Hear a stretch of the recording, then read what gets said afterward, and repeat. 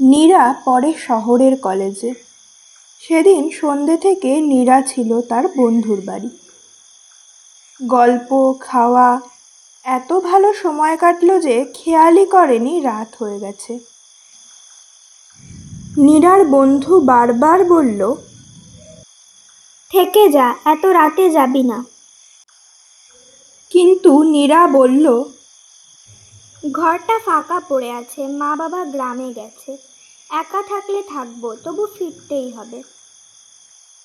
তারপর নীরা রওনা হলো।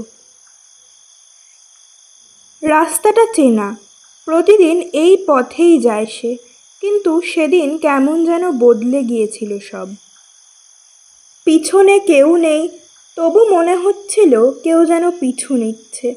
কখনো ডান দিকে ঝোপের পাশ থেকে ভাঙা নিঃশ্বাসের শব্দ, আবার কখনো পায়ের আওয়াজ, ঠিক তার নিজের পায়ের ছন্দে মিশে। হঠাৎ একটা গলির মুখে থমকে দাঁড়ায় নীরা। কানে আসে একটা ধীরে ধীরে কথা বলা, তুমি ফিরে যাচ্ছ, কিন্তু আমি তো এখনো আছি।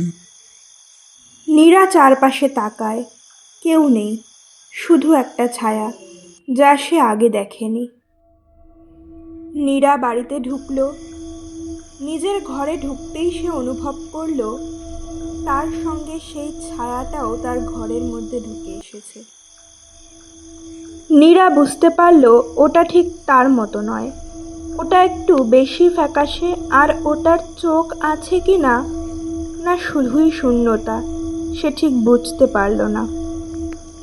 সেই রাতেই নীরা বুঝে গেল সব ছায়া আমাদের নয়, কিছু ছায়া ফিরে আসে আর কিছু ছায়া আমাদের সঙ্গেই থেকে যায়।